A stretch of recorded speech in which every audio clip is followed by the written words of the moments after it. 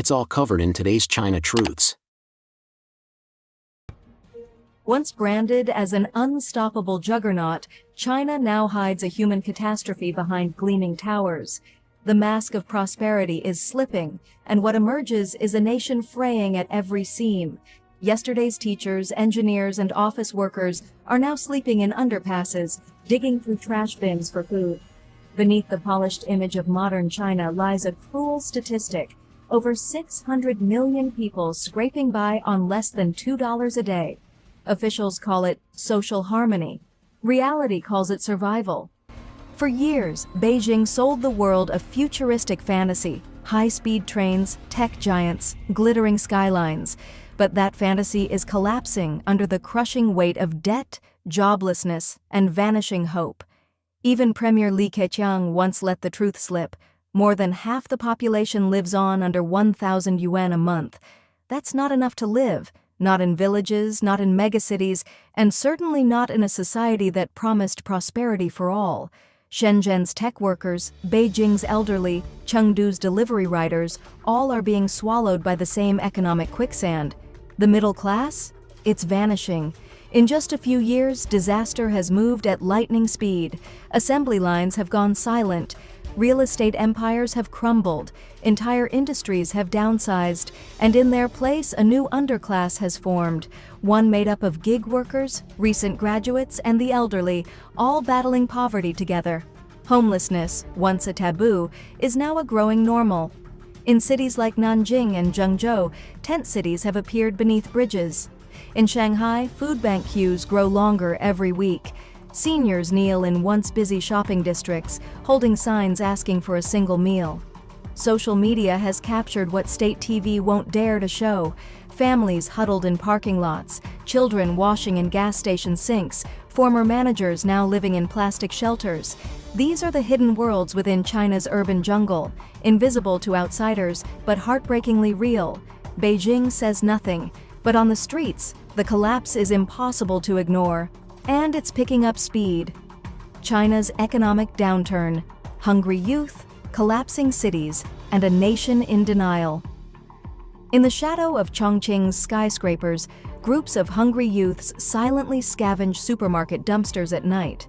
They aren't rebels, just starving.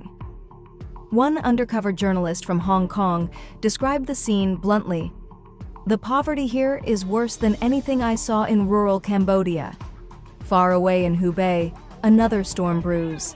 Half-built towers stand abandoned, echoing with the voices of unpaid workers demanding justice. In July alone, dozens of protests erupted, not reported in newspapers, but captured on phones. 5 months with no wages. Our boss disappeared, said one man. Another shouted, "We built your future. Why are we left with nothing?" The government labels it minor labor friction. The internet shows a crisis boiling over. But it's not just jobless workers. Across major cities, the unseen poor are now in plain sight. In Wuhan, every dawn begins with quiet orders: remove the homeless from train stations. "We aren't allowed to help, just push them out of sight," said a staff member. Meanwhile, social media is flooded with heartbreaking posts: "We'll do any work for food." A 54-year-old man from Shandong wrote, "No meat in 20 days. I'll clean your toilet for 10 yuan." Even for those with homes, life is unraveling. In inner-city Zhengzhou and Xi'an, entire families, grandparents, parents, and children, are crammed into tiny flats with no water or electricity. Survival hacks flood online forums: how to cook weeds, how to stretch one bowl of rice for 3 meals. The job market? It's collapsing. Data scraped from job sites like Boss Zhipin shows a staggering 80% plunge in listings for sectors like construction and manufacturing. Some fresh grads accept humiliating government internships paying 800 yuan a month, if they get paid at all. The gig economy is crumbling too. Food couriers now sleep in delivery boxes to avoid rent. One heartbreaking video from Hangzhou showed a rider sobbing, fined for eating instant noodles on a curb. Municipal budgets are drying up fast. Shelters are full, funding is slashed, and officials are told not to fix the problem, just hide it. "We were ordered to clear the streets, not to help people," admitted one whistleblower from Nanjing's Civil Affairs Bureau. "Make it invisible. That's the directive." The heart of the collapse, a real estate fantasy turned nightmare. For 20 years, China's economy was built on concrete dreams. Real estate accounted for nearly a third of GDP. Cities rose overnight, but that illusion cracked when giants like Evergrande and Country Garden fell into bottomless debt. The collapse wasn't limited to developers. It tore through the entire economic engine. Construction crews, steel mill workers, electricians, decorators, millions lost their jobs in weeks. Migrant laborers, once hailed as the driving force of China's boom, were tossed aside without pay or protection. Most simply vanished, walking away from cities with nothing in hand but debt. Then came the homeowners. In countless smaller cities, property values nosedived. Families who had invested everything were left with hollow concrete shells and unshakable mortgages. No future, no bailout, just a fading dream and growing despair. Unable to sell, many defaulted. Others moved back in with family. Still more just gave up. This isn't a normal slowdown. It's a silent implosion, an unraveling of promises, a collapse that isn't televised, but is written in every empty apartment, every jobless graduate, and every man begging to scrub toilets for a few coins. This is not economics. This is survival. China's disappearing lifeline, millions left, dangling over the edge. In much of the world, falling on hard times triggers a safety net. In China, that net barely exists, and for most, it never did. What remains is fragile, underfunded, and filled with holes. In cities like Beijing or Shanghai, a small minority may scrape together modest unemployment support. But for migrant workers, gig laborers, and the millions stuck in informal jobs, there's no cushion, just cold concrete. To even apply for assistance, workers must prove years of contributions to the system, something day laborers, delivery riders, and construction temps often lack. And when they do qualify, what awaits is a pittance, a few hundred yuan for a few fleeting weeks. In smaller cities and rural regions, there's often nothing at all. Local officials hide unemployment to protect political performance. Shelters are overflowing or shuttered. The invisible are told to fend for themselves or vanish. In 2023, China's youth unemployment rate was declared at 21.3%. Then the government stopped reporting the data altogether. On the ground, the truth is even bleaker. Every summer, millions of fresh graduates enter a labor market already crumbling. Industries once seen as future-proof, tech, logistics, private education, are hollowed out by policy crackdowns, AI automation, or foreign divestment. Startups are folding. State enterprises are downsizing. Global brands are heading for the exit. Factory jobs offer no safe harbor. In provinces like Guangdong and Fujian, abandoned workshops and silent production lines stretch for miles. Viral videos capture workers locked out overnight, staring at factory gates that will never reopen. With no employment, no guidance, and no fallback, a generation wanders aimlessly. Capsule hotels, 10 yuan meals, and single-day labor gigs have become their new normal. Some simply disappear, homeless, disconnected, erased from the official narrative. Silence of a collapsing nation, the daily reality on the streets. In provinces like Henan, Anhui, and Hunan, entire towns have fallen into eerie quiet. Markets once alive with bargaining and laughter are now filled with shuttered stalls. Many businesses never survived the lockdown years. Others succumbed to debt and empty streets. Even in China's richer zones, poverty is out in the open. Elderly rummage through trash for plastic bottles. Men sit motionless on curbs, phones in hand, hoping for a call that won't come. Families huddle at bus stations overnight, clutching their belongings. Children whisper, "I'm thirsty," to mothers who have nothing left to give. But the state's answer isn't relief, it's removal. Police don't protect the homeless, they erase them. Sweeps clear parks, underpasses, train stations. The displaced are pushed into the margins, beneath highways, behind construction fences, inside storm drains. Out of sight, out of mind. A collapsing economy isn't just numbers, It's felt in stomachs, heard in silence, and seen in the places where no one dares to look. China's working homeless, trapped between hustle and hunger. A man in a business suit spits toothpaste onto a city sidewalk. He's been sleeping outside his former office after eviction. A food delivery rider curls up on his scooter, his entire life packed into a plastic bag. These aren't isolated tragedies. They're a growing reality. Millions of Chinese caught in a brutal paradox, too poor to rent, too scared to stop working.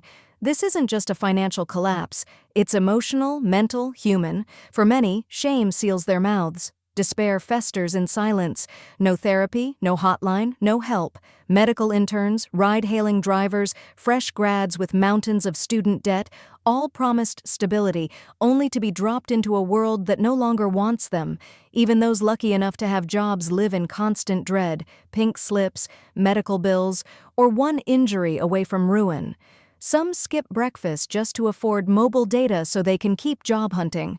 Hope is drying up. Rage is replacing it. The anger is no longer quiet.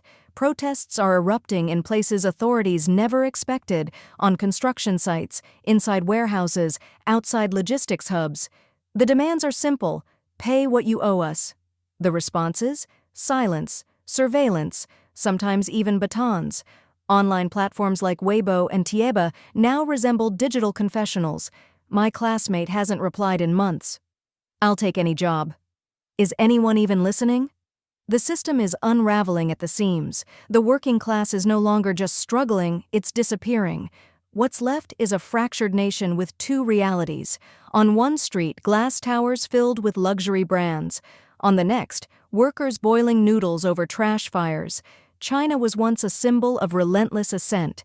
But today, the silence on the streets says it all. Something has cracked.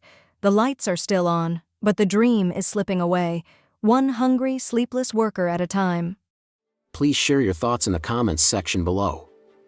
We will keep reporting on the COVID surge in China, so don't forget to subscribe to our channel and turn on the notification bell to get the latest videos. And thank you for tuning in.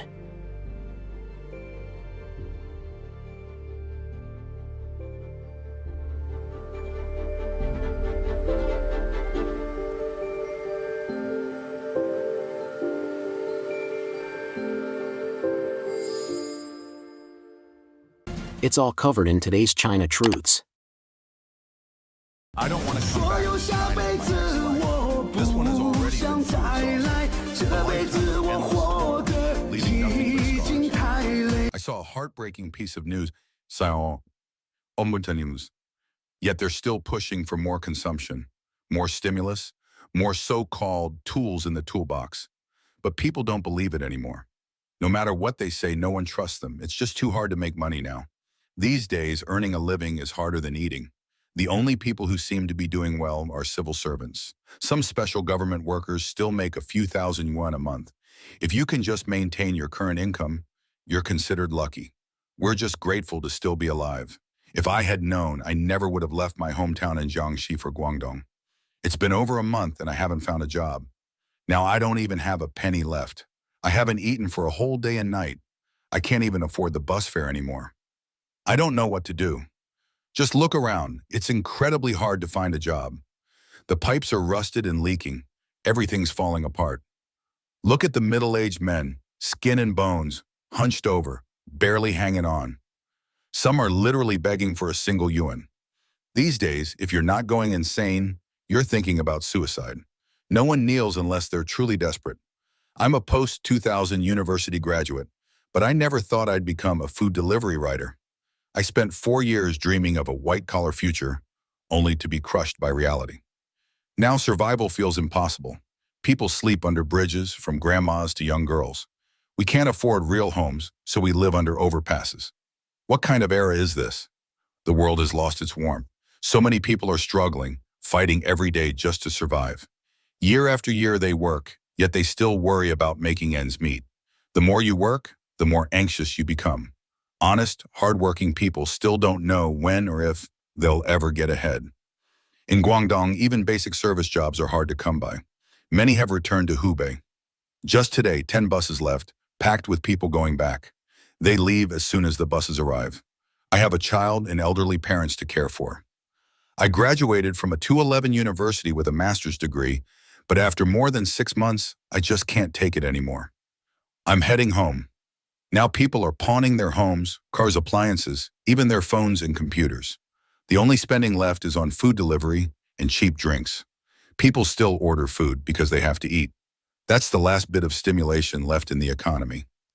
Every day feels like a performance. Before they at least pretended to care. Now they don't even bother faking it. In 2025, nothing matters more than just surviving. This isn't a slogan. It's the painful reality of the Chinese people under the CCP's economic collapse. As the economy continues to deteriorate, waves of bankruptcies and mass layoffs are sweeping across industries. Countless young people can't find work. Many middle-aged workers have been laid off. Unemployment is everywhere. Millions of Chinese are barely surviving. Some can't even afford food. They're on the verge of mental and physical collapse. Experts say the worsening economy is intensifying social tensions. This is only the beginning, the collapse of an evil regime. Still, the authorities claim the economy grew 5.3% in the first half of the year, and that China has achieved a major victory. That news briefly boosted A-shares. But now they're plunging again. 4,694 companies are down, only 675 are up. Bravo, my country. In Shenzhen, finding a job is impossible. Summer students are now taking up all the roles. Agencies only offer 8 or 9 yuan an hour, and students are snatching them up. What about adults without skills? Agencies don't want us anymore. They'd rather hire students because they're cheaper. For unskilled workers, the past 2 months have been hell. We're living meal to meal, often not knowing where the next one will come from. What can we do? All we can do is wander the streets, homeless. I regret ever leaving home. I should have stayed in the village. Life is too hard. Young people are even dying from despair. I saw a man limping down the street, looking for work but finding none. His foot was swollen and he hadn't eaten. "Come in," someone said. "Have a meal. Rest a bit." He thanked the kind stranger, sat in the air conditioning, and ate his first meal in days. Just 10 yuan a day.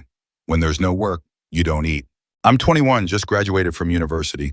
I couldn't find a proper job, so I came here to do whatever I could. I'm all by myself. How much do you make here now? About 7,000 yuan. No overtime pay. I have to carry 200 bags of sand, 5 bags per load, so that's 40 trips. Then there are 20 bags of mercury too.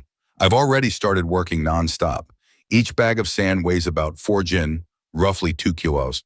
So 5 bags equal 200 jin, 100 kwang, and all that for just 10 yuan. Many post-2000 born graduates with master's degrees can't find jobs either. They end up delivering food just to survive.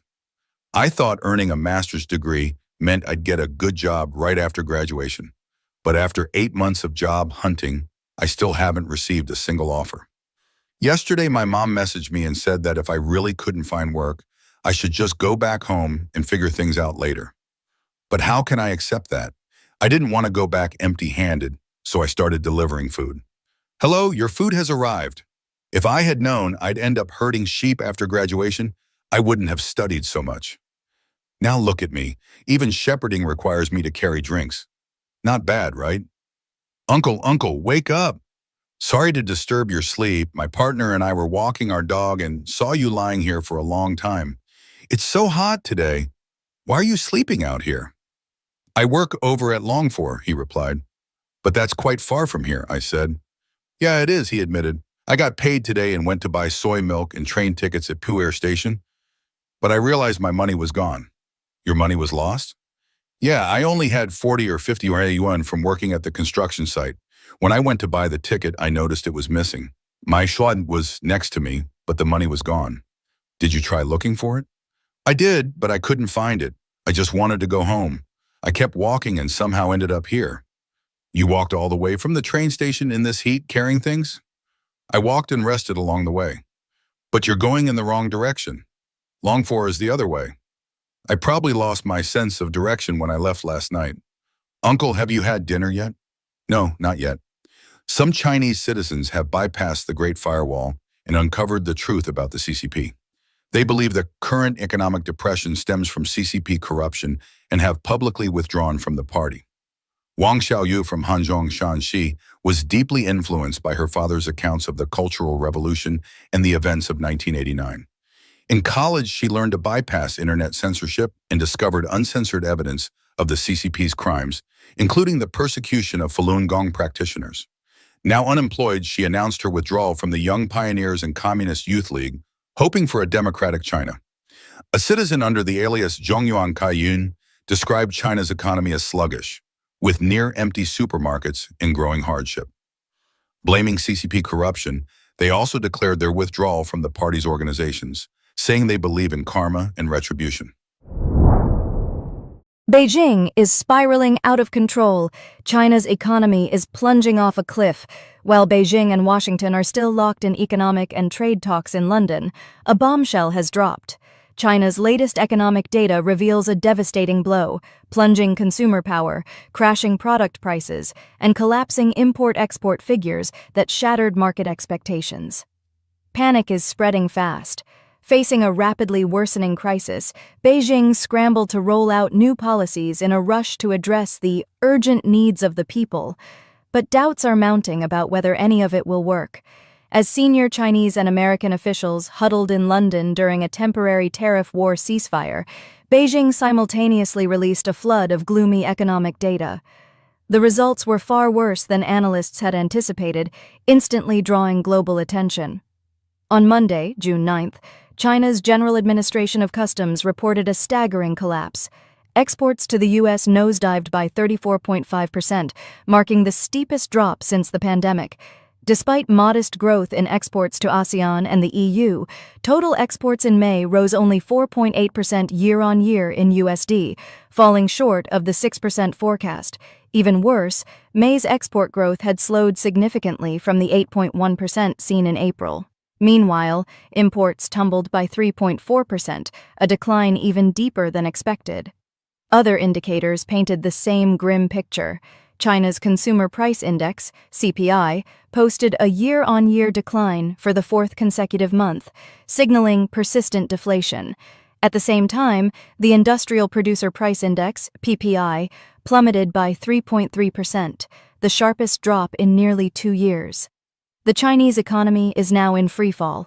The relentless U.S.-China trade fight is pouring fuel on the fire, accelerating the breakdown of exports. U.S.-based economist Cheng Xiaonong sounded the alarm, stating that the data, already beautified by Chinese authorities, still reflect a deeply deteriorating economy.